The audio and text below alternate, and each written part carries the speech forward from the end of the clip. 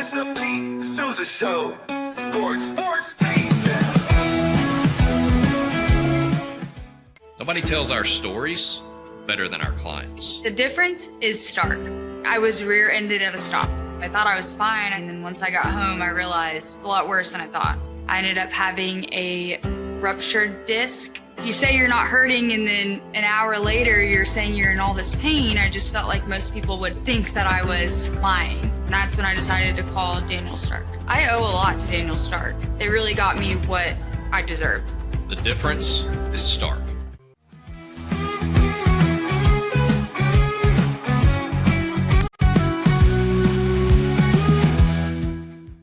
We definitely love our relationship and love Extraco. It's been an amazing experience. They made the PPP process easier. They were reaching out to me saying, what can I do to help you? That made a huge difference because my stress level, when we shut down, to afterwards was night and day. Our experience with Extraco has been phenomenal since the very beginning, so we love Extraco. Tervis is all about staying hydrated with style and durability. You can trust Tervis tumblers to keep your drinks the perfect temperature, hot or cold, for hours. From the classic insulated tumblers to sleek stainless steel water bottles, each product is built to last and comes in endless designs to match your personality. Stay refreshed and express yourself with Tervis. Visit tervis.com today and find your perfect tumbler.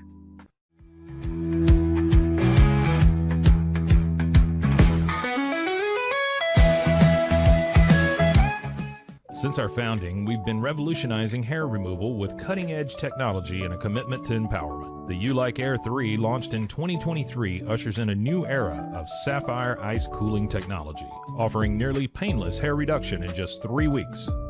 Experience the future of hair removal today at ulike.com, because at ULike, beauty is about looking and feeling good. That's ulike.com. ULike. With Ease US, make studio quality voiceovers for your videos online in over 149 languages and dialects, featuring 468 natural AI voices. Customize the volume, mood, and pauses to perfectly match your content. Plus, capture high quality videos with no watermark. Record your screen, webcam, and voice, and save them instantly to your computer. Never been easier to create professional grade videos and voiceovers. Try it today at easeus.com. That's EASEUS.com. Ease US.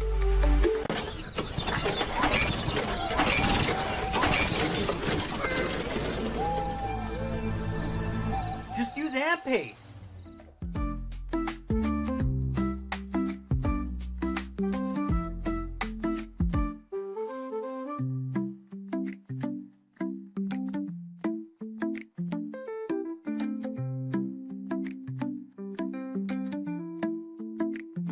AMP-Pace.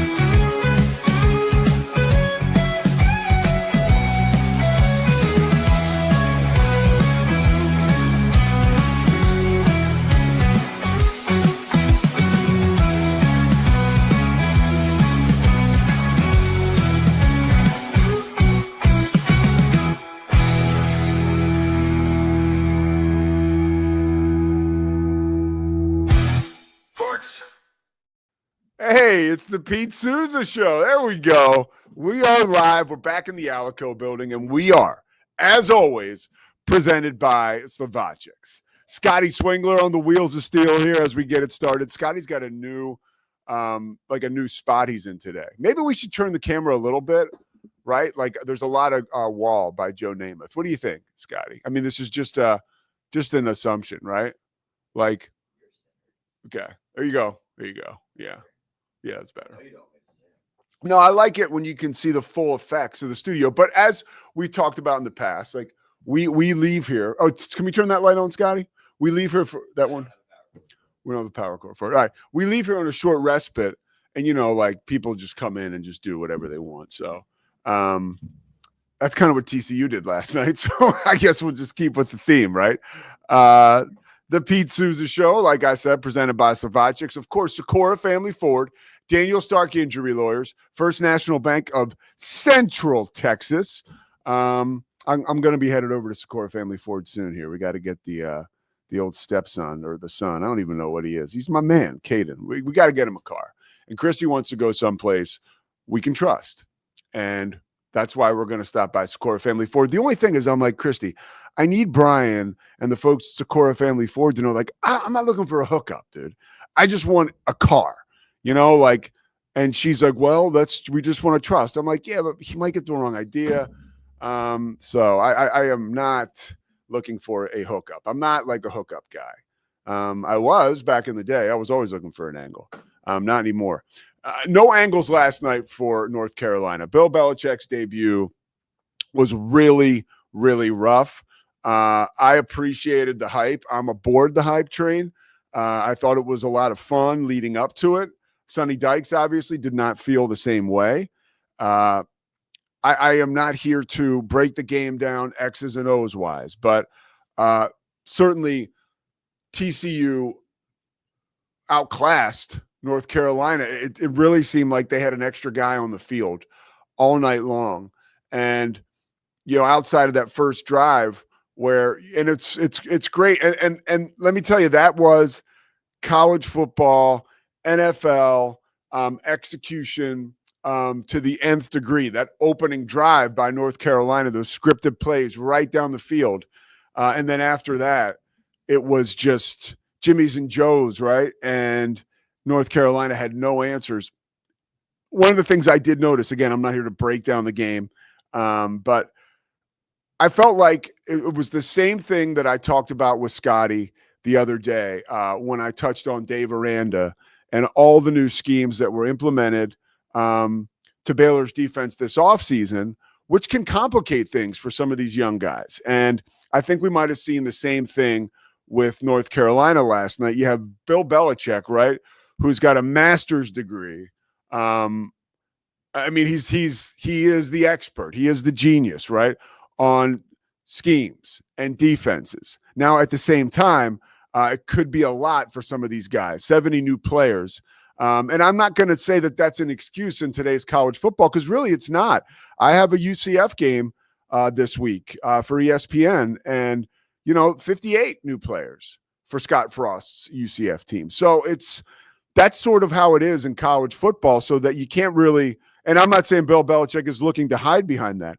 One thing I noticed, Scotty, I know you have that picture or that little bit of video. I was a little disappointed, but this is the pageantry that comes with Bill Belichick, and this is a lot of what last night was about. I've talked to you guys about prior to doing this and sports broadcasting. I did public relations, and I worked in the NBA for a while. And I had some pretty hardcore bosses. I was never in charge of running stuff. But can we put that Bill Belichick video up, Scotty? This is his post-game press conference last night. Okay. We can turn the sound off on that. So I had a couple of bosses, and I actually was messaging with one this morning. BJ Evans, he now runs he's a North Carolina A&T grad, by the way. They take on UCF this Saturday. But BJ was my boss and a good friend. And I can promise you, if he was running this shop in the third quarter when it was getting out of hand, he would have sent me into the media room and been like, hey, take down the balloons before coach gets in there post game. And I'm really surprised nobody was thinking the same thing. Hey, just let's get those balloons down, right? So Bill Belichick doesn't look like, I don't know, he's like a disappointed kid at a birthday party or something. That's kind of what it looks like. But North Carolina, nothing they could do. A huge win for TCU, and really a huge win for the Big 12 last night. I really appreciated what we saw from Josh Hoover and from Sonny Dykes, because, all the focus was on North Carolina prior to that game. And, Baylor losing to Auburn, Colorado losing to Georgia Tech. I hate to get into the conference wars, but I didn't see Florida State's win coming. I thought they'd be competitive. I didn't think they'd win. And Clemson went toe-to-toe with LSU, almost beat them. The ACC is looking pretty good. And that would have been like a death nail if they had been able, at least like, a short-term death nail, because the way it works, like, I'm not going to say it's like propaganda or anything like that, but you want to be able to talk favorably about the Big 12, right? Like doing what I do, doing some stuff for the conference. And this makes that easier. You don't have to really dress it up because TCU just absolutely hammered North Carolina last night. We got a special guest coming up. I don't want to waste any more time. Larry Brown, Super Bowl MVP. You want to bring him in now, Scotty, because he is in the waiting room. Can you do that from over there, from your new post? Larry! How we doing, guys? Hey, thank you so much for taking the time this morning. I really appreciate it. I didn't want to keep you waiting. I saw you there. We're going to bring you right on. No worries. The only, 3 Super Bowls with the Cowboys, 3-time Super Bowl champion. I mentioned Super Bowl 30 MVP. You're a TCU guy. One frog, baby.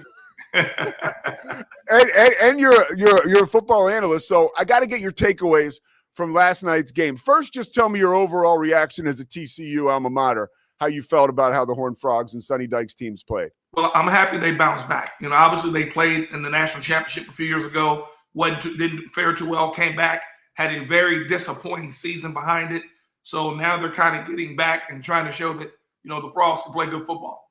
Yeah, well, they played really good football last night, and I was talking about it a little bit before we brought you in here. Bill Belichick is a Hall of Fame coach, one of the greatest coaches to ever, right, oversee defenses and teams in the NFL. Do you feel like last night, though, the one thing I noticed, and you'll know way more about this than me, that, like, some of those guys could be maybe overwhelmed by an NFL scheme or a coach of that magnitude, like, and the schemes he puts in there? Is that possible? Absolutely. I thought Belichick had a number of obstacles, meaning this. When you're a pro coach, often when you get guys from college, they've had at least a few years of development. So when you get them in the pros, you can kind of take them from what they've had. Now you're taking a kid out of high school who doesn't have that development yet, and you have to start from the beginning.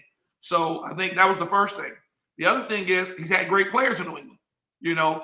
When you're picking in the draft, you're picking the best of the best. It's not always like that in college. So I think people expected more than I thought was really realistic for a pro coach to come down to college. I remember when Pete Carroll came down, went to USC. He had to go get talent. He had to go get Matt Leinart, Reggie Bush. You need players. And I think what gets lost is Bill is arguably one of the best coaches ever. But he had players in New England. It wasn't just Brady. It's Ty Law. It's Willie McGinnis. It's Mike Vrabel. It's Teddy Bruschi. They got players, so it's going to take him some time to get some guys. But I think give him a couple years, he'll be fine. Yeah, we get so immersed, right? I'm big time prisoner of the moment. Last night they looked terrible, but it's a long season, right? They got Charlotte, Richmond, UCF, and then Clemson. So they can get things back on track. But for Bill Belichick, this is the last question on this. How likely is it, you think, that they can get things together this season? Or is it really just a wait and see, like you said, Larry? I think it's going to be a wait and see. And if you're Bill, you just want to try to improve each week. And, again, they're learning. People take this for granted. This is Bill Belichick's first time coaching, being a head coach in college in today's portal era, NIL era. So it's going to be a learning experience for him. But he's a smart guy. And again, I wouldn't put everything into this year, but I think they'll figure it out at some point. Well, I lied. One more on this. You've been around amazing coaches, played for amazing coaches. He has a whole different approach than, knuckleheads like I do. So take us inside his mind right now. Like, what is Bill Belichick, the coach, the football savant, thinking, right? Is he just thinking X's and O's and let's do one right thing at a time and build on it? Well, I can tell you one thing he's doing. He's evaluating. What do I have? What are their capabilities? Like most great coaches. In the pros, you can go draft a guy or trade for a guy. You can't do that in college, at least during the season. So I think he's evaluating what guys can do and what they can't do. And I think you'll start seeing some of those adjustments. If he overwhelmed them defensively, he'll make those adjustments. But you're trying to figure that all out. It's great in practice, but when you get in front of live bullets, it's a big difference. So I think you'll start to see him simplify some things and just try to focus more on execution. All right, three-time Super Bowl champion, Super Bowl MVP, Larry Brown, taking the time, joining us this morning, talking about evaluating the Dallas Cowboys, right? We lose Micah Parsons last week. Obviously, the trade is what it is. You get a couple first-round draft picks. You get an all-pro defensive tackle, probably past his prime a little bit. But the Cowboys did make improvements in the offseason, Larry. I mean, you added George Pickens. The offense has to have gotten better. Are we kind of overreacting to the Micah Parsons thing and putting too much on that and losing the big picture focus, or are the Cowboys in trouble this year, as you would see it? Well, I'd say a couple things. I think we got better allegedly on paper. You still got to go out and play the game. You know, Pickens a player, but you got to come here and make it work within the offense. I think the Mike is a big thing. He was their best defensive player, without question. So whenever you lose your best defensive player in the fashion that it went down, you know, if you're going to trade him, most people thought maybe you do it pre-draft, around the draft time. But for it to go a week before the season and it to play out like a soap opera with the owner on first take and the contract dispute and the agent said this and the agent told me to shove it and Micah said no. So I think the way that it played out, it wasn't good for the organization and it wasn't good for the team because it's a distraction. And I think everybody knows when you're getting ready for a season, and obviously Cowboys are coming off a disappointing season from a year ago. It wasn't what they wanted. You don't need distractions. And this has arguably been the biggest distraction in football a week before the season. So I'm not necessarily happy the way that it happened. And I would have thought if you wanted to trade him, if you couldn't get a deal done, maybe you move him pre-draft or around draft time. But it didn't go out that way. But it does sound like, you know, with all your experience, you do like the fresh start maybe in the locker room. Like, okay, let's get to football. There's no more of the outside stuff. Do you think that's a benefit now, just having the situation removed? Well, someone made a point to me to remind me. It's, the Cowboys got a couple of first-round picks, and it's going to be great. Well, if it's Tristan Hill, who you missed on out of UCF, if it's Taco Charlton, who you missed on, if it's Mozzie Smith, who you missed on, maybe you're not so excited about those picks. If you can turn those picks into something, maybe you have something. But I think the jury's out on whether or not they can turn those first-round picks into players who can come in and change the organization. What are your thoughts on, you know, Micah on the way out the door? We hear the stuff now, like, you know, there was the lying down on the training table and, you know, maybe he was a loner in the locker room, the podcast, this and that. Larry, I look at some of your teams, man, the most amazing teams in football history. It wasn't exactly, you know, a real low-key operation. You know, there was some stuff going on there. I think if you have wildly talented players, you kind of deal with that stuff, right? Or is there more to it? Was there more to that Micah situation? Well, we had a coach named Jimmy Johnson who you dealt with. We didn't deal with the owner, and so directly. And I think that caused a lot of friction of having the owner and the player go back and forth. But that's how Mr. Jones runs the program there now. And I said, again, it's unfortunate. And if you're Micah, you know, it's easy for him to feel undervalued. You know, he played edge, he played inside, he played outside. He did everything they asked. There's no other defensive player to play the number of spots and to do what they've asked him to do. So I'm pretty sure he felt a little bit unappreciated, undervalued. Everybody else's deal got done, but the guy you're asking to do the most, he can't get his deal done. And he's only 25. So maybe he was immature in some areas, but Jerry's a skilled negotiator. Mike is 4 or 5 years removed from college. So I thought it was really unfair the way they interacted. That's why you have agents involved and let them be that buffer between those heartfelt feelings there. But it didn't happen. So I think it became very personal for Micah. And I think it became very personal for Mr. Jones.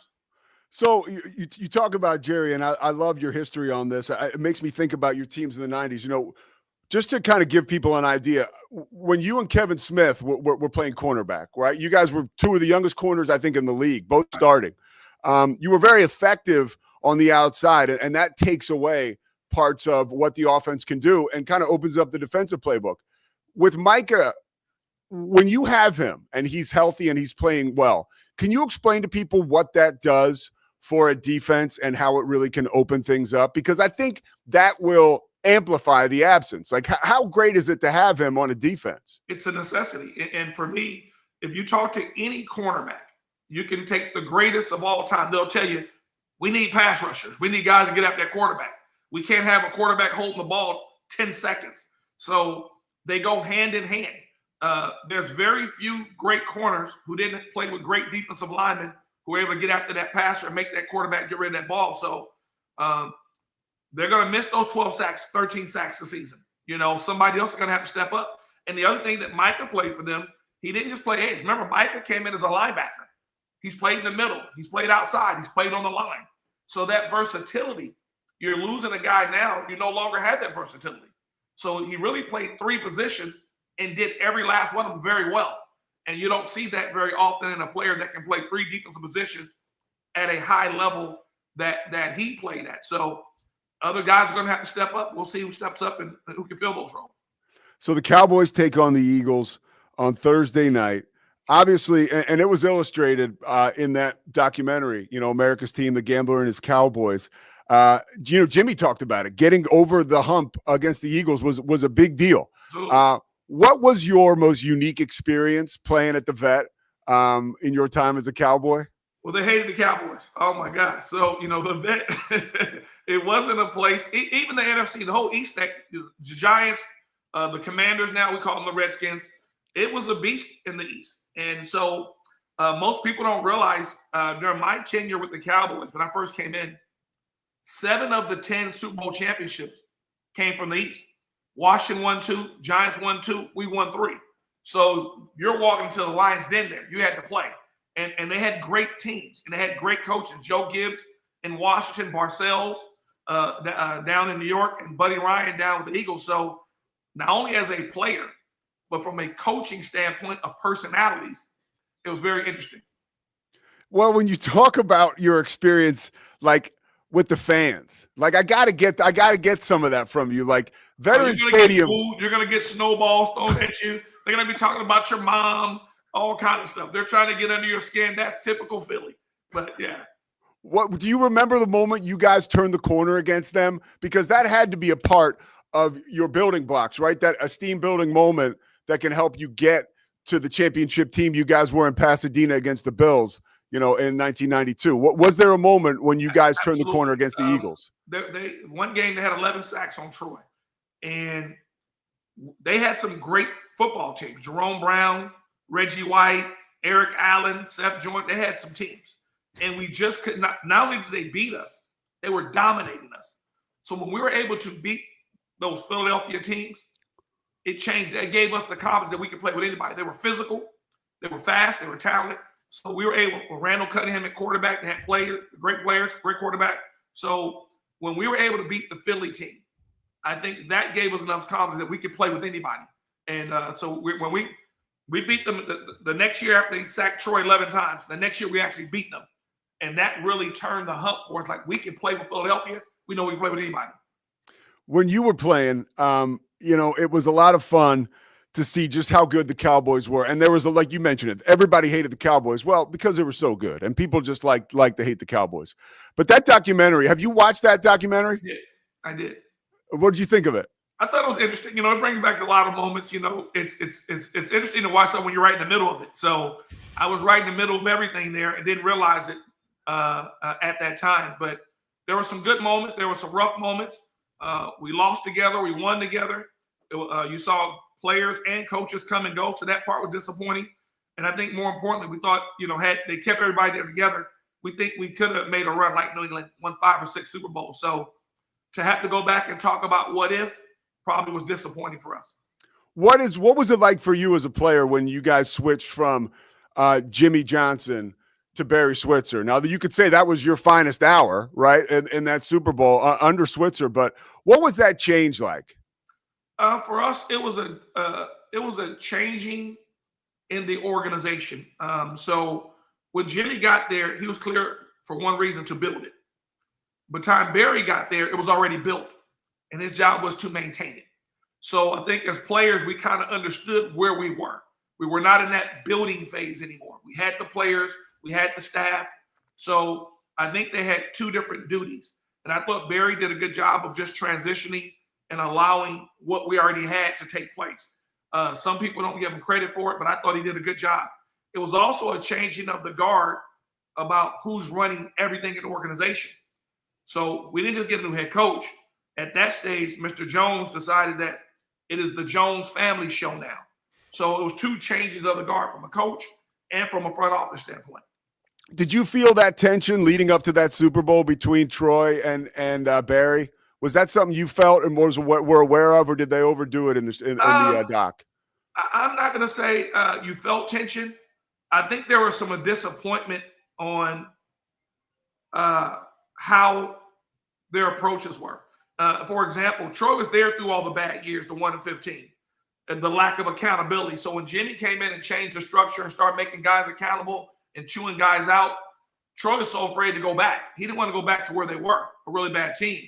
And I think there was some fear because of the looseness that Barry allowed with the team. He did an amazing job, but he did respect you as a man, expect you to be a professional, and gave you the freedom to do the right thing on your own, where Coach Johnson ruled with an iron fist. So I think there was some fear that maybe by giving these guys that much freedom, we could go backwards. And I think that was Troy's fear a little more. But I think Barry did a good job, and I didn't sense the tension. I just thought difference in our management approaches. So, by the way, you talked about evaluating talent. You were one of those guys who was evaluated correctly by the Cowboys. You were a steal, 12th round pick. You started corner on one of the best teams ever. And in that Super Bowl, you just make two huge plays. And the one thing I'll say, Larry, although that may have been difficult, some of the stuff to relive there, it really was a reminder of how important your performance was in that Super Bowl that led to that victory, that third win. How do you remember that? Like being in the right place at the right time, having the know-how to be there and step in front of those passes. What do you recall from that amazing night? I guess it was 1996 at the time. Well, I think the biggest thing that Jimmy Johnson put in all of us is that he's not going to put a guy on the field who can't make plays at any position. So we understand that we have our star, we have our role players, but you guys got to make plays too. So, whether it's myself, James Washington, Alvin Harper, Kenny Norton, we had so many guys, that Darren Woodson, that can make plays. And so when it's your opportunity, you gotta carry your weight, so that was it. It wasn't just about Troy, Emmett, and Mike. We understand and Deion, we know what they're going to do, but you have to carry your weight as well when you get your opportunity. So I think every player understood that, and that's what you did. So last question on these teams. It seems like you guys really found a way, like as much as you could say there was a lot of egos on that team, when you welcomed Deion, it seemed like everything was like pretty smooth, which takes a bunch of guys who know that the greater than, right, the team is more important than the individual. Did you sense that or understand that at the time? Like what we're doing here is very mature as a team? Because today's team, sometimes you wouldn't see an acceptance of a guy making that much money and that was that flashy into a locker room, that was that prominent. Well, the interesting thing about the culture of our team, you had what I would call your star guys, and then you had everybody else who also thought they were stars that wasn't the star guy. So it was a whole lot of egos. So managing egos was no big deal in that team. Jimmy was able to manage that. And so when Prime got there, it was easy to embrace him because the culture and the team was strong enough to handle that personality, who's a great player, great person, so it was very easy transition. Wasn't no jealousy. It was about winning. He made us better. And, I always say, if you got a chance to get a Michael Jordan or you got a chance to get a LeBron, you'd be crazy not to. So we were no different. We understood that. We're going to make it work. And we did. And Prime made it fun. People know him as a Prime. We know him as Deion. He made it fun. We loved every minute of it. And he helped us get better. We learned a lot from him. And it all worked together for us to make us a better team. Larry, spinning it forward now to this current team, what are realistic expectations for this Cowboys team this season? They have to go prove it.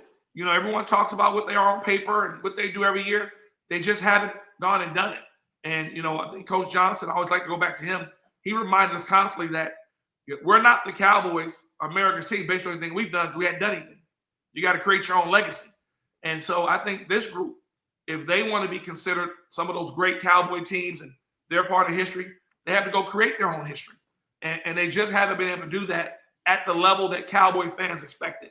Going to the playoffs, getting eliminated first round, second round, that's not Cowboy football. If you're not contending for championships, then you're not doing it the Cowboy way. But I'm hopeful that this group can pull it together and go prove it on paper. They have talent. I don't think there's any other team that has more talent, but you still got to go play the games. You still got to go prove it. Do you think, as a former player, that quite possibly having a chip on their shoulder this year? Because if I was a Cowboys player, I'd be a little pissed off. I mean, all they're talking about is Micah and blah, blah, blah. Do you think that can help them? Can that motivate them a little bit? If you have a culture of those type of players, see, we had that culture. Hey, as a matter of fact, our culture was so different that a starter did not want to get hurt because the guy behind you could probably legitimately take your spot. So, I'm not sure these guys in today's era are really worried about the guy that's backing them up.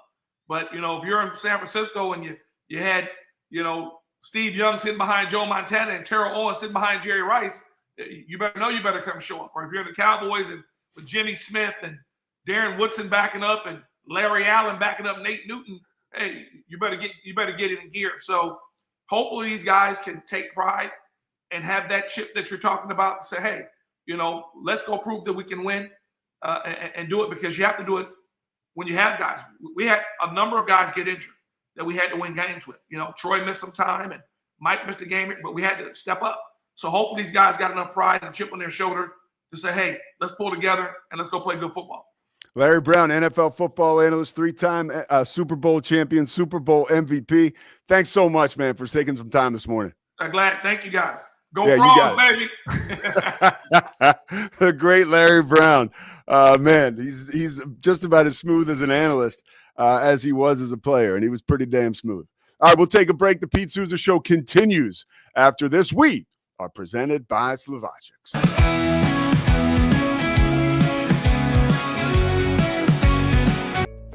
Did you know nearly all stock price changes of 10% or more result from a single news headline? These news catalysts create trading opportunities every day. All you need is a little help to reach out and take them. It doesn't matter if your investment budget is small or big. All you need is Benzinga Pro and its powerful news alerts, price tracking, and portfolio monitoring. Subscribe now, and we'll skyrocket your portfolio today. OsleyMD.com. I've always had thin hair my whole life. It breaks off at a certain length. In the last 6 months, I've noticed it just really bad. I mean, you could totally see it. I wear a hat a lot. I tried several different products. My experience with the Bosley MD hair regrowth kit was amazing. It was easy to use. It let me take off my hat. I could go in public and have my picture taken and feel normal again. OsleyMD.com. Golf Partner, the world's largest golf store network, offers more purchasing opportunities than anywhere else. With a dominant market share and a wider selection of quality secondhand golf clubs than our competitors, we make it easy for you to enjoy the game with affordable, top-quality equipment. Join us at GolfPartnerUSA.com and discover why we're the trusted choice for golf lovers worldwide. That's GolfPartnerUSA.com. Golf Partner.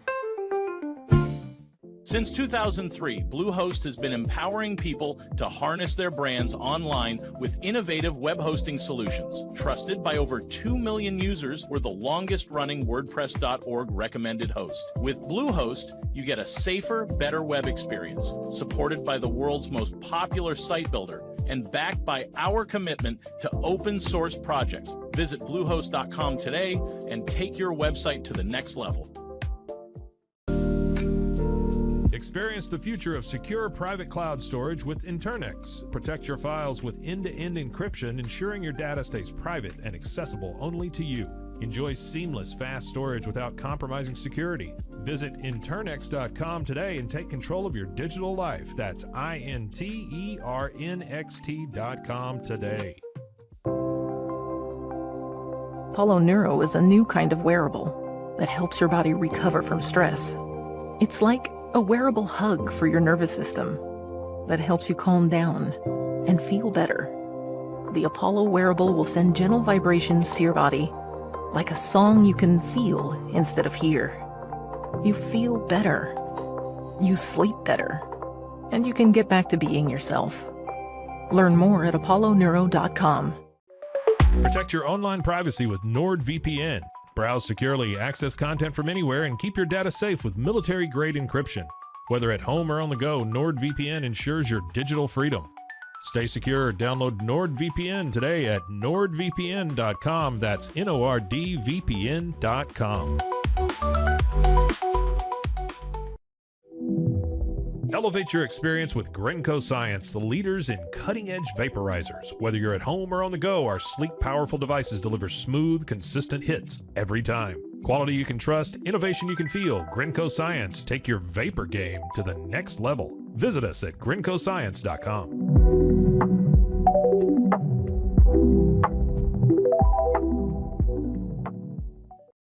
It all began with a simple idea, cutting handles off old ski sticks to create better pull-up bars. This sparked the creation of the revolutionary Engels 90 handles. After testing over 70 prototypes with 300 athletes, our patented handles were launched in 2018. We continue to push the boundaries of strength training. Join us in making your training more natural and effective. Visit Engels90.com to learn more and revolutionize your workout.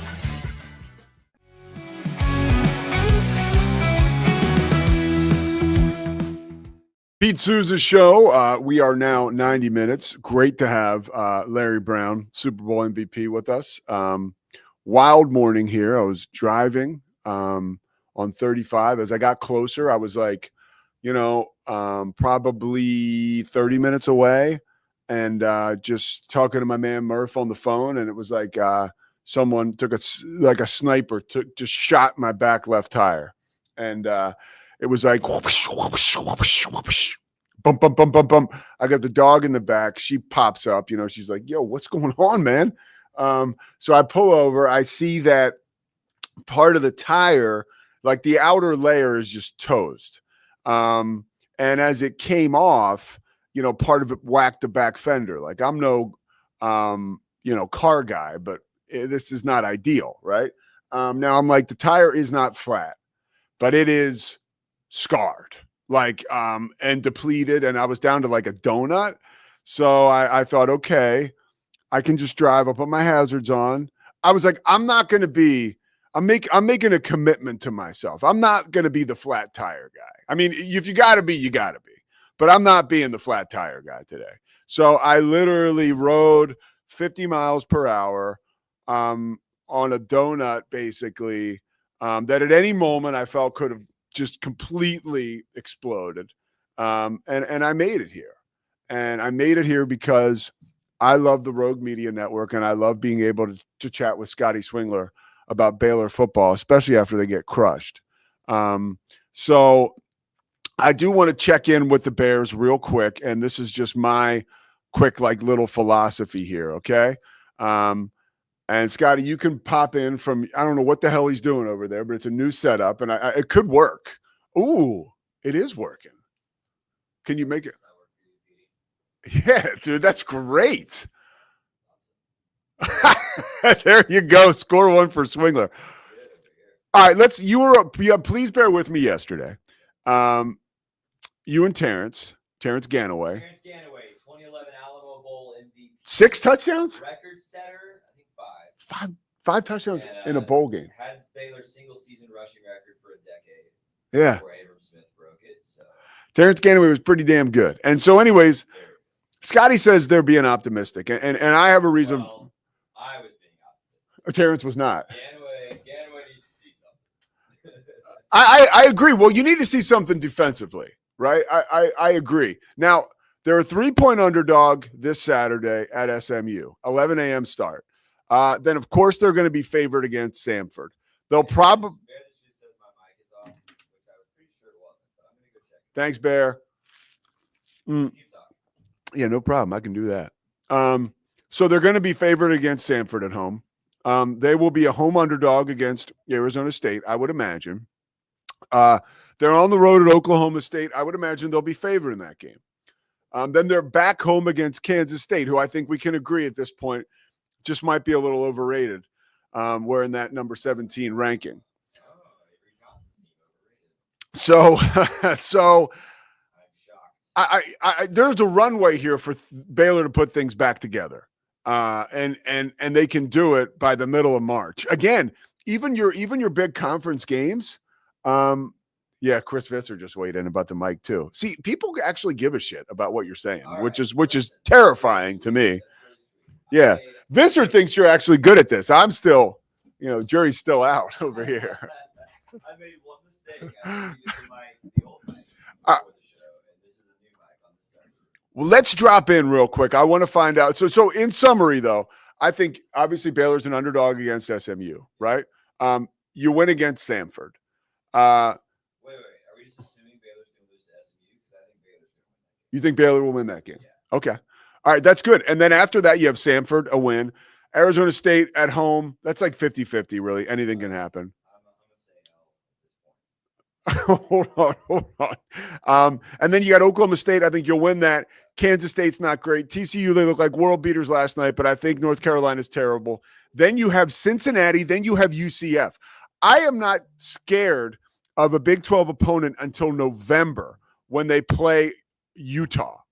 And then they still have Arizona and then Houston. Wait, you're more afraid of Utah than Arizona? No, that's the one. Sorry. That's the one, but we kind of, yeah. Give some respect to the Yeah. chance. Okay, no question. So I'd like your impressions coming off of, obviously, please bear with me, which people can get. Spotify, YouTube. Yeah. Yeah. Live yesterday. We were usually live on Sunday nights, but my birthday was Sunday, so we went live yesterday. It was? Yeah. Happy birthday, dude. Thanks. How old? I'm old now. I'm officially old. What are you, 30? 33. That's not old. That's not old. Jesus died when he was 33. I do know That's that. what somebody said. Yeah. Somebody said to me, "This is about to be the worst year of your life because it's the year that Jesus." Yeah. Somebody in the room immediately responded, "Yeah, but it's also the year Jesus rose from the dead." Hey. I mean, a lot of emotions. Says the mic is still dead. I don't think I believe it. Visser says you need to turn the mic on, and I think Visser's like no nonsense. Yeah, well, yeah. I'm sad everybody missed my joke. All right, we're gonna try this one more time. We're learning. Yeah, we are. So are you going to go back over there? Or are you going to stay here? I'll be back. All right, we're going to try one more time. So I think the Baylor is in pretty good shape. I think the schedule lines up very well for them. Just quickly to dip back into the North Carolina topic we got a chance to touch on. Hey, everybody. At the beginning of this. Bill Belichick and North Carolina, they have an opportunity to catch their breath as well. Opportunity, I would say. I will say realistically, the team that I saw last night could not only lose to Charlotte, they could lose to my Richmond Spiders. They play Richmond in 2 weeks. And I'll tell you, I could get Matt Davis on the phone. I could get Sean Barber on the phone. I could get Winston October on the phone, Mark Megna. Like, these are guys from my Richmond team, not household names. They will tell you that our team, we could have beaten these North Carolina players. This is a team that took my team in 96, Thomas Jones, Aaron Brooks, Patrick Kearney, James. Can I share the text you sent me last night? James Ferrier. Hold on. James Ferrier. Like, what I'm saying is that North Carolina team, like, they really need to make some changes because they could lose to Charlotte and they could lose to Richmond, or they could turn it around and find their footing against those two teams. But it's not like North Carolina can't lose to those teams. Go ahead. I sent Pete a text last night. I believe when TCU was only up like 28-7. No, it was after the first half touchdown. The second half touchdown. The 75-yarder, yeah. Yeah. And I said something like, "Belichick sucks, dude. I told you." And Pete responded, "How do you like your steak?" Because the bet is a steak. I think I had above 6 wins, right? Yeah. Doesn't look good right now. Doesn't look good. All right, let's wrap up. I want to wrap up our Baylor point here. Oh, okay, great. So please bear with me yesterday. Obviously, you can find it everywhere. What was the overall sentiments? Like, where is Baylor Nation right now? Baylor Nation's frustrated. Yeah. There's a lot of folks that are asking questions once again about Dave Aranda's ability to serve as a head coach, particularly to motivate his team to play big opponents. I thought my friend Terrence Ganaway made a very good point, which was a lot of the issues came down to details and doing little things correctly. So whether it's the inability to punt or kick off, that was a struggle for Baylor Friday night. Yeah. The inability to fill gaps on basic run concepts, little things like that are ultimately what killed Baylor. And it's really frustrating when you've got this coach who's celebrated as being such a defensive mastermind, but you can't stop a quarterback read. like the read option. That's really, really frustrating. So a lot of people are frustrated. What I pointed out, and Terrence is with me, Baylor's entire season is still in front of them. There's a story where this could be the best thing that happens to this team. And I agree. Turn it around, kick it into gear. This is a little slice of humble pie, and they win the Big 12 from here. There's also a scenario where it's the opposite. And I think this game, this weekend has become a must-win. I like Baylor. A must-win? Must-win. Hold on, pump the brakes. A must-win, a non-con game? I mean, you could still go to the Big 12 title game. I don't care. You got to beat SMU. If you lose to Auburn and SMU, because I've said all along, Pete, Baylor can lose one of these two games. I told you they could be 1-3 after this stretch. I said it in February. Man, I think you have to win this game in Dallas. And it's not about a resume thing, Pete. It's about like the psyche. It's like you thought, and what I pointed out at the start of the show, you came out, Baylor Athletics, this game felt like I was a student again. And in case you haven't tuned into the Pete Sousa show before, my freshman year, we won a Heisman Trophy, and my junior and senior year, we won the Big 12. So I literally had the best 4 years of Baylor football when I was on campus. And I felt that energy again from Baylor Athletics. Mike Singletary's on the hype video at the beginning of the game. I don't think he's ever done one in stadium like that. It was electric. The chrome gold helmets we talked about, the crowd all blackout. Like Baylor fans kind of suck sometimes at doing these promotional, like wear white, wear black, stripe the stadium. No, they all showed up in black. Stadium looked good, full, packed house. And the team didn't perform. The psyche of this team, if they lose on the road to SMU, they go down 0-2, and then that stadium's going to be empty against Samford, bro. It already might be just because it's Samford. Yeah. But I'm really worried about the momentum and the psychology and the mentality of this team if they can't beat SMU on the road.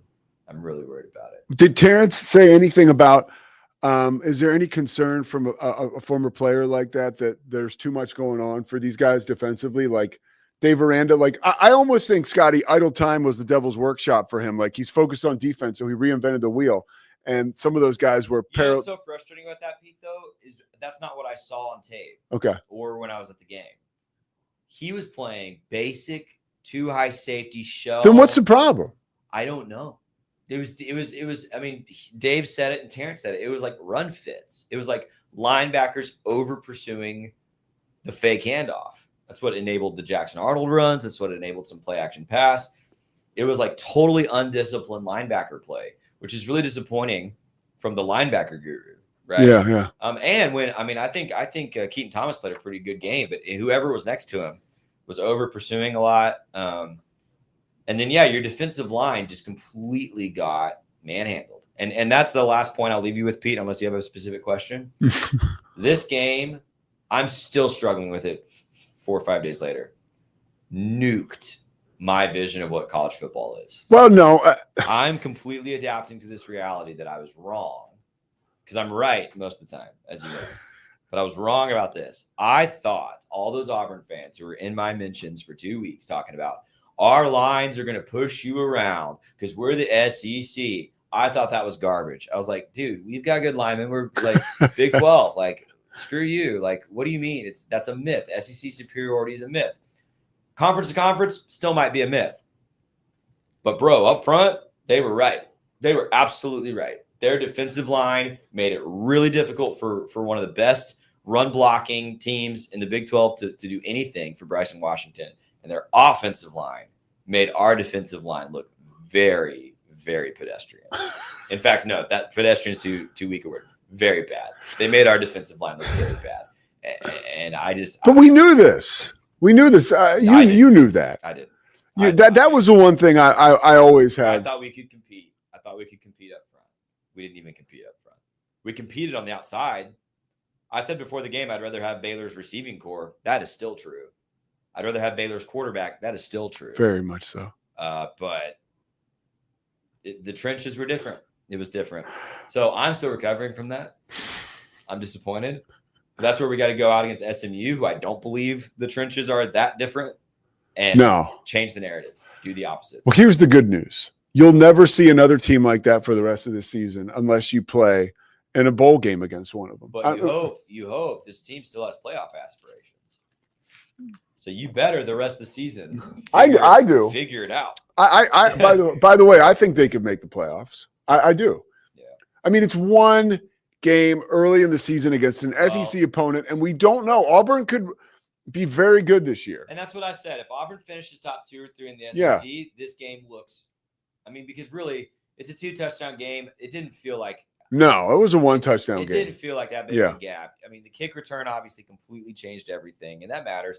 There were 2 of the worst calls I've ever seen on the they were bad. That went against Baylor. It was a call and a no call that went against Baylor that really made it tough. You don't blame the refs for losing. Baylor should have won that game in a method of ways, but yeah, dog. I was really disappointed. And if Auburn finishes like 7th, 8th in the SEC again, this is bad. It's a bad loss for the Big 12, for Baylor. Not acceptable. How do you turn Scotty's week around? Go beat SMU Saturday. It's because of birthday week. Birthday week sucked. My best friend's getting married on Saturday, though. We would love nothing more for a wedding gift for him than to go just like curbs. What time's the wedding? 7. We're all gonna watch the game. Okay, that's cool. So there's no like resentment of the friend, because a lot of times resentment because a couple of us would be there. Obviously, a fall wedding is like, you This know. is my second best friend from Baylor, by the way. I've got like 4 or 5 buddies from Baylor. Yeah. I'm still like. That's a good sign. That means you're socially balanced, and that's our friend good. group's been tight since college. 2 of them now got married during a Baylor football game. Yeah, one of them was Baylor TCU. it's hard. Like, what are we doing, guys? It's hard. Well, we're probably doing what our fiance wants us to do. Well, That's like everybody else. Your fiance should know that football is a priority. June 6th. That's why I'm getting married. Come on, we know who rules the roost. All right, what are we doing the McConaughey thing? Now that I have you. Oh, do you want to do it now? Yeah, I mean, we can do it now, and then we can go to break, and then we can do one last one. But you can take as long as you want. This is my college football take. All right. This is real, by the way. I'm going to chime in on this. Go ahead. You don't even know what I'm going to say. But I have a take on the whole McConaughey thing. Go ahead. Move me over here so it looks like I'm looking at you when I actually look at you. See that? Isn't that nice? All right. Arch Manning.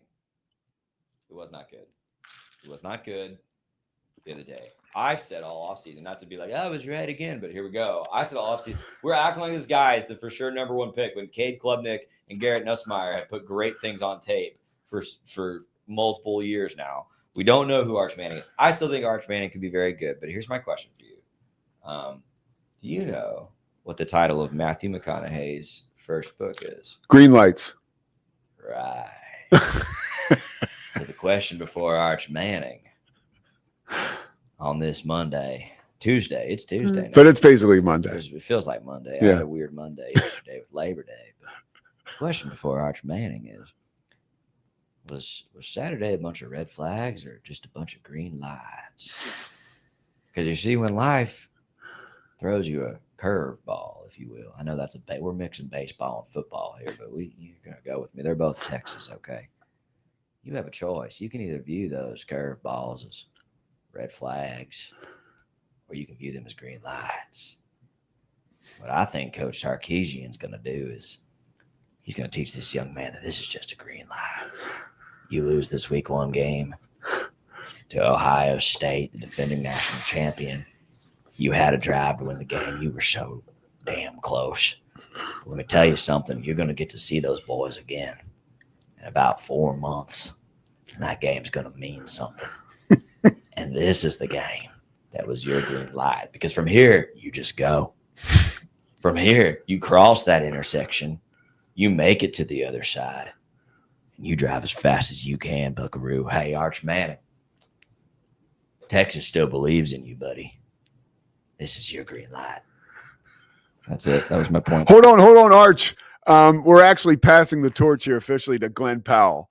So forget everything that McConaughey said. Glenn's our new guy. Do you buy that? Like, is there a transfer of power happening before our eyes with Glenn Powell and McConaughey? By the way, here's what I think, and honestly, I know that's a question people are pondering. Quick thought: no way. McConaughey's star completely outshines Glenn Powell, as does his connection to the university. Whether he created it or not, I don't know, but I am way more in the McConaughey camp than Glenn Powell. Glenn's a talented young man. He's a good actor. I like working with him, but I tell you, there's only one minister of culture at the University of Texas. Only one. Only one. And Yeah. Matthew McConaughey. And only one of those guys was what's your movie? Inception? No, what is the one you like? Interstellar. Now, why do you like Interstellar? Oh my gosh, I did not expect this time. No, because you have one line. Because it's Matthew McConaughey in space, baby. That is what I told you, isn't it? Matthew McConaughey in space, baby. How could you go wrong? You can't go wrong with that. All right. Come on, Tars. All right, we're coming back here. You got this, Tars. We're coming back. We talked to Larry Brown about the Cowboys. I have a quick take about the Cowboys. I did not want to share this in front of Larry Brown because I would worry that he might judge me or become offended. But I find it interesting that the Cowboys are trying to paint Micah Parsons in a certain light. As we get set here now to start this football season, the Cowboys, of course, kick off against the Eagles on Thursday night. God, it's 2 days away now. But yeah, I have an opinion on some of the propaganda that we're seeing. Of course, produced by the Dallas Cowboys. The Pete Sousa Show is presented by Slovacics. We'll be back in just a few short moments.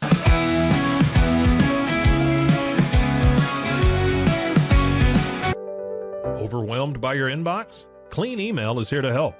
Organize, clean, and manage your emails with powerful automation tools. Say goodbye to spam and clutter and enjoy a stress-free inbox. Try Clean Email today at cleanemail.com. That's CLEAN email.com. Cleanse your body of accumulated toxins and embark on your wellness journey at your own pace. At Global Healing, we provide premium supplements to help your body heal naturally. Combine that with OrganicHemp.com's top quality CBD for ultimate balance. Start your healing journey today at GlobalHealing.com and OrganicHemp.com. Unlock a world of convenience with Mully Box, your one-stop solution for personalized subscription boxes delivered right to your door. Each box is tailored to your tastes. Experience the joy of surprises. Subscribe today at mullybox.com. That's MULLYBOX.com. At Tusain's, we understand that maintaining a healthy lifestyle can be challenging, especially in today's fast-paced world. That's why our mission is to make fitness accessible to everyone, anywhere. Committed to excellence, we adopt a user-centric approach guided by ergonomics and medical science. With a team of seasoned professionals in R&D, design, and manufacturing, we prioritize quality across our entire product line. Visit Tusains.com today and start your journey to better health. That's TOUSAINS.com. BizChair.com. Your one-stop shop for premium commercial furniture that blends quality with affordability. From ergonomic office chairs to durable restaurant seating, we cater to diverse industries including corporate, medical, hospitality, and education. With over 20 years of experience, we offer fast shipping, exceptional customer support, and furniture solutions that stand up to high-traffic environment. Elevate your space with BizChair's vast selection of stylish, reliable, and cost-effective furniture. Visit us today at BizChair.com to transform your business. At Mitzi, we believe the right light can transform any space. Born from a third-generation lighting family, we craft beautifully designed, premium lighting that's made to be affordable. Inspired by Grandma Mitzi's eclectic style, we're on a mission to make high-quality lighting accessible to all. Whether you're updating your space or adding a unique fixture, Mitzi has the perfect design for you. Beautiful, well-made lighting without the high price tag. Discover your perfect light at Mitzi.com. That's MITZI.com. Mitzi. Founded in 1910, Samsonite is the world leader in durable, high-quality luggage and travel accessories. Made to the highest standards, our products won't let you down. We give you the confidence to get out there and explore. Inspired by the past, devoted to the present, and built to inspire a multi-generational future, Samsonite is here to elevate your journey. Travel with Samsonite and pack confidence every step of the way. Shop now at shop.samsonite.com. The grinder mentality that Randy and Brent Habert built into 44 Pro runs deep within our team. Every member shares a passion for the craft, the game, and most importantly, the player. When you step onto the field with a 44 Pro custom glove, you'll feel the difference. It's not just a glove, it's a 44 Pro. Crafted with dedication, made for performance, and built to last. Get your custom glove today at 44pro.com and experience the 44 Pro difference. That's 44pro.com, 44 Pro. Welcome to Kitbag, the ultimate destination for football fans. Whether you're cheering for Arsenal, Chelsea, Manchester United, or any other top club, we've got your team's colors running through our veins. From official replica kits to custom player prints of your favorite stars like Ronaldo, Messi, and Kane, Kitbag is your one-stop shop for all things football. Powered by Fanatics, we deliver to over 180 countries, ensuring you get the gear you need fast. For true football passion, think Kitbag. Visit kitbag.com today. That's kitbag.com. Kitbag.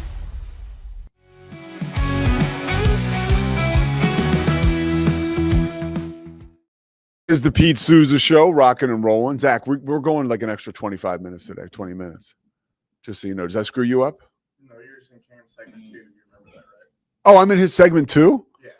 Oh, okay. Oh, that's what he texted me. Oh, I thought he meant segment 2 for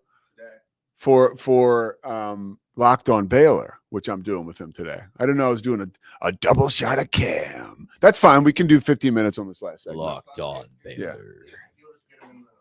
A double shot of Cam. That's for me today. All right, so I'll be chatting with Cam in a little bit. I do want to say I got one more Micah Parsons thing. By the way, we are going to have Sal Palantonio joining the show tomorrow to talk about what else? Eagles, Cowboys, right?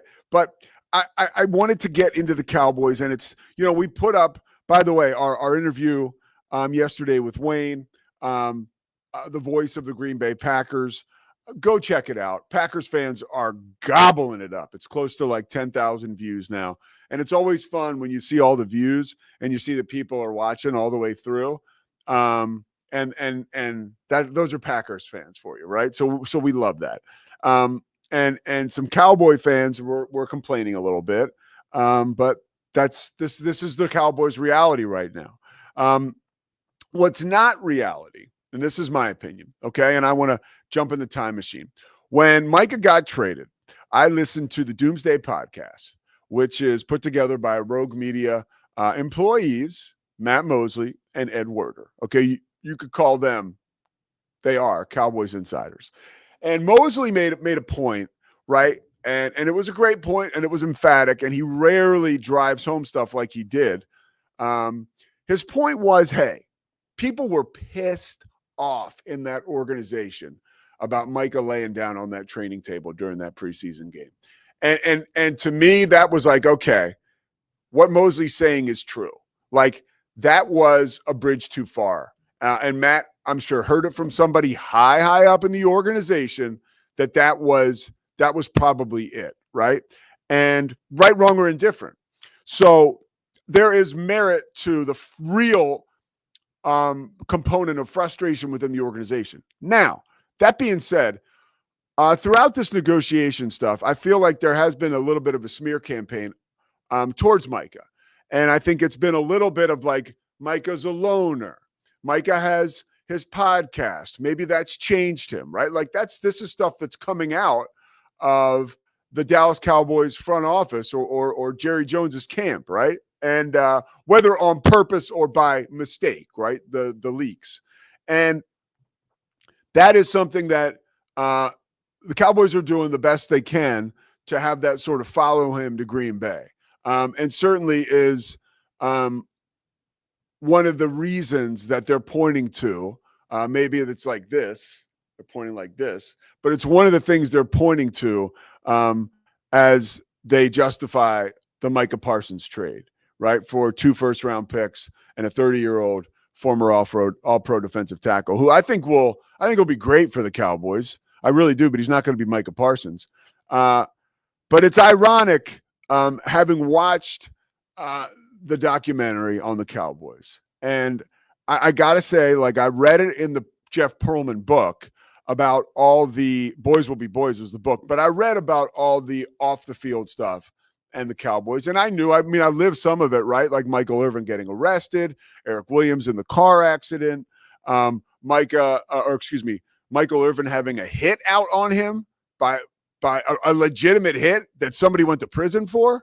And the guy who went to prison was a Dallas police officer who was, I guess, a common law husband of a stripper that Michael Irvin was in and out of a relationship with and used to party with. Real stuff, documented, like paperwork behind this. Okay. Like, so that's a window into Jerry's Cowboys, right? The wild Cowboys. Woo! Let me tell you, this was a wild ride. You know, Michael Irvin's, he stabbed Everett McKeever with scissors. God damn, we were crazy. You know, like that's the feeling you get about the 90s Cowboys, right? Like crazy stuff was going on. But Micah Parsons is a bit of a loner and has his own podcast. No. That wouldn't. No. You can't have that around here. You're being selfish. You're not a good teammate. People in the locker room don't like him. It's like, dude, what are we talking about here? Like, if you've ever done anything with anyone who is spectacular, and I mean spectacular, okay, they're going to have some hangups. Maybe you could say something that's more manageable. They're going to be unique, right? They're going to be interesting. That's what you would call Micah Parsons if the Cowboys were on board with him, and if at some point he didn't hurt Jerry's feelings by making sure that his agent would get involved following a handshake deal. I just find it terribly ironic that here we are, right? 30 years removed from those great Super Bowl teams, as the Cowboys of present day chase those ghosts, right? As was illustrated literally by Deion Sanders and Jerry Jones in this documentary. But part of that history is extremely jaded and it's messy. And it came with some of the most talented players on the Cowboys roster. But now the most talented guy on the roster has a couple of like things about him that might make him a little different and not the greatest locker room guy. And we're going to ship him to a conference rival who, by the way, has your number. Okay. Whether, yes, it was a catch, right? It's still a catch, the Dez Bryant stuff, or, you know, getting your ass handed to you by them at home in the playoffs 2 years ago. Like, the Packers are not your friends. They're not the Eagles, but they're not your friends. So you don't send your best player there, or maybe you do, right? And maybe you find a way to make it all and massage it and make it go away. But that in itself, right? The Micah Parsons is quite possibly difficult and a loner and the laying down on the training table. To make that like, oh, that's why he's leaving. It's right up there with Luka is fat and out of shape and he eats too much. It's bullshit, dude. And like, the one thing I would advise folks that listen to this show, watch this show, like, and I don't want to get too weird about this and use certain terms, but like, let's not all be sheep, dude. Like, I'm not a sheep. Jerry Jones is not the shepherd, right? Nico Harrison is not the shepherd. All right. Like, ask some questions. I think we do a pretty good job of that. Like, that's one thing I learned. Like, I would never call myself a journalist, but I did work in TV news for like 7-8 years. I just don't take myself that seriously. And I know who like real journalists are. Yeah, I did some good stories, but I'm not a journalist. But like, I would encourage fans to sort of get curious and ask some questions, right? That's all I'm saying. I think you guys do a pretty good job of that on your own. All right, we're going to wrap up today. We went 70 minutes. And because I have to do a segment that I didn't know I was doing on the Cam Stewart show. So I want you to go watch that. And Prize Picks, make sure you go to Prize Picks, right? Get involved. It's a new sponsor of our show. We're going to have great reads about Prize Picks probably tomorrow. But if I were to go on and on about Prize Picks, it wouldn't be specific to the read. And I don't want to do any more. But just remember, Prize Picks is a place to go. And also, Slovakics. Don't forget that. The Pete Sousa Show is presented by Savachix. The Pete Sousa Show will be back tomorrow with the great Sal Palantonio. Eagles Cowboys, dude. We're a couple days away. All right? We'll see you guys tomorrow. It's the Pete Sousa Show. Sports. We definitely love our relationship and love Extra. It's been an amazing experience. They made the PPP process easier. They were reaching out to me saying, what can I do to help you? That made a huge difference because my stress level, when we shut down, to afterwards was night and day. Our experience with Extra has been phenomenal since the very beginning, so we love Extra. Nobody tells our stories better than our clients. The difference is stark. I was rear-ended at 70 miles an hour. I was injured, had a concussion. The insurance company, they delayed. They were playing games from the initial conversation. They weren't going to help me. The biggest thing I learned through this is that you can't go through this alone. I called Daniel Stark. They were going to help me and everything was going to be all right. Daniel Stark got me 10 times the insurance company offered. The difference is stark.